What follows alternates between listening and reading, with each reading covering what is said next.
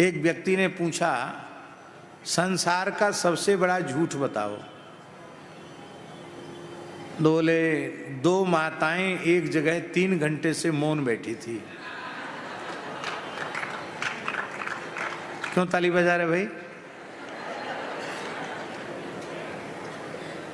एक व्यक्ति ने कहा, संसार का सबसे बड़ा झूठ बताओ। बोले, 2 माताएं एक जगह में 3 घंटे से चुपचाप बैठी थी। संभव है? अरे महाराज, किससे कोई नाते रिश्तेदारी नहीं, उससे कहो बहन कहाँ से आई हो, और सब गांव की, सब टोला मोहल्ला की सब पूछ लेती कि नहीं पूछ लेती? माताओं का स्वभाव होता बातचीत करने का। यहाँ तो कथा के सब अच्छे श्रोता हैं, लेकिन आरंभ में तो थोड़ी दूर तो परस्पर कुछ न कुछ खुसफुस करके भी घर का समाचार ले लेती। क्या हुआ क्या हुआ, उसका क्या हुआ, उसका क्या हुआ। माताएं से मिलती हैं तो बातचीत थोड़ी बहुत जरूर करती है। तो यहाँ तो पंडित जी तो स्वस्ति वाचन कर रहे, स्वस्ति नरेंद्रो वृद्धस्रवाह कर रहे, और दोनों मैया बतराए रही। कौन कौन? यशोदा जी और रोहिणी। यशोदा जी कह रही, अरे भैया ये पंडित बड़ी जोर के पंडित बताए, बड़े ऊंचे ज्योतिषी हैं। हाँ जी जी, तुम ठीक कह रही हो, ये हमारे यदुवंशियों के कुल पुरोहित हैं, त्रिकालदर्शी हैं, बड़ी ऊंचे विद्वान हैं, पंडित हैं। इन्हें पत्रा ना देखना पड़े, ना हाथ पाम की रेखा देखनी पड़े, ये तो ऐसे ही भूत भविष्य वर्तमान बताए हुए लग जाएं महाराज, सीधे सीधे बोलवे लग जाएं। तो बोले तब इनकी परीक्षा करने चाहिए। श्री रोहिणी जी ने अपनी गोद में रख लिया। अब देखें, पंडित जी पहचान पाते नहीं कि कौन किसका लाला है। गर्ग जी ने बोलना शुरू किया। गर्ग उवाच अयम ही रोहिणी पुत्रो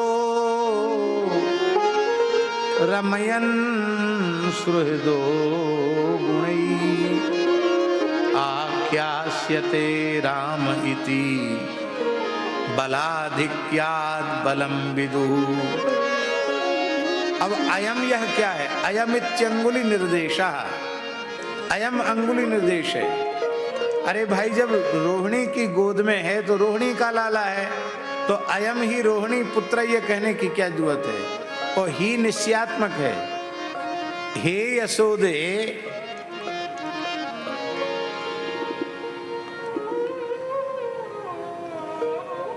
त्वदंके यो बालो तिष्ठति सरोत्र। तुम्हारी गोद में जो बालक है वो तुम्हारा नहीं है, वो रोहिणी पुत्र है। अयम ही यशोदा पुत्रो नहीं, अयम ही रोहिणी पुत्र। भले ही तुम्हारी गोद में है पर तुम्हारो लाला ना है। ये ऐसा क्यों कहा गर्गाचार्य जी ने? इनसे अधिक बल किसी का नहीं।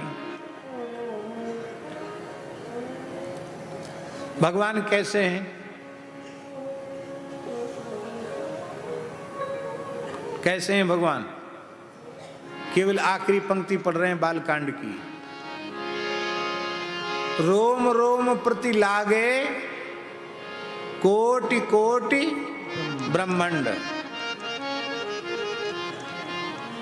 रोम रोम प्रति लागे कोटि कोटि ब्रह्मांड। और इतने बड़े भगवान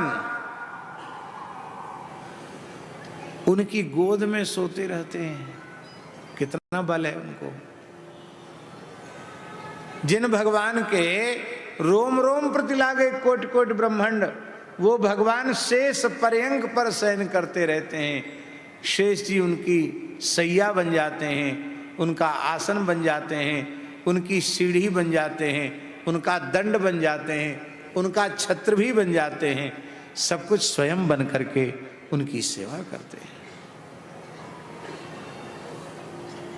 हमारे हृदय में वात्सल्य प्रकट हो हाथी के प्रति, और हम सोचें कि हाथी को गोद में लेकर हम बेटा लाला कह के लाड़ प्यार दुलार करेंगे, ये संभव है क्या?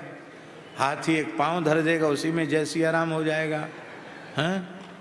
तो हाथी को गोद में खिलाने के लिए हाथी से अधिक बल चाहिए, हाथी से बड़ा आकार चाहिए।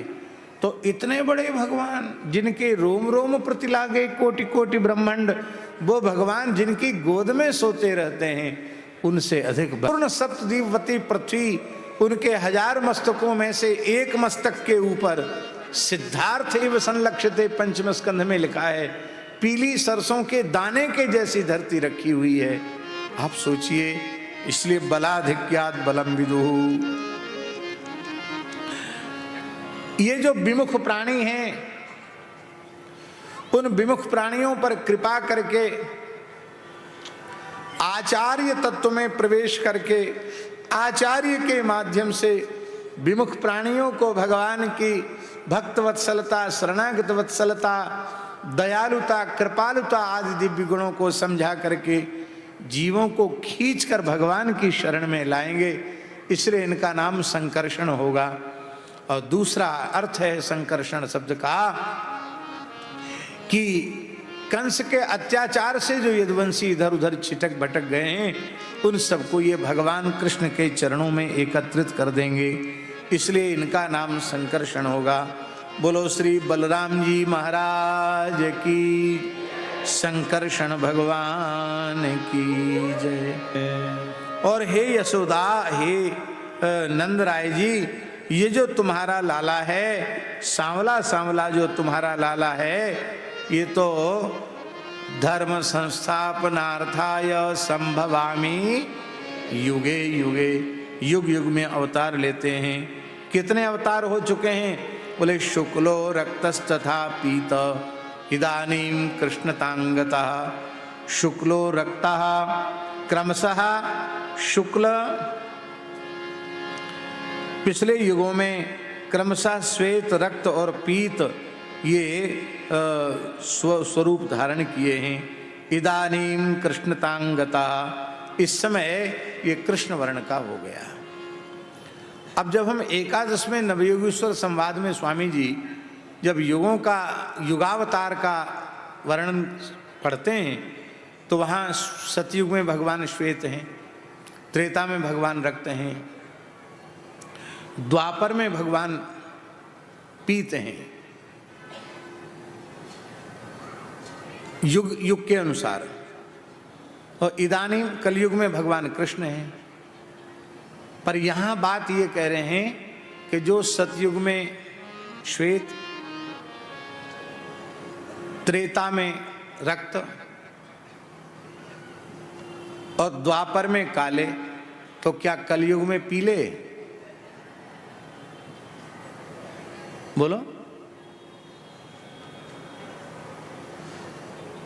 उसी एकादश में लिखा है कि कलयुग में काले होते हैं भगवान। कृष्ण वर्णम त्विषा कृष्णम लिखा हुआ है। सांगो पांगास्त्र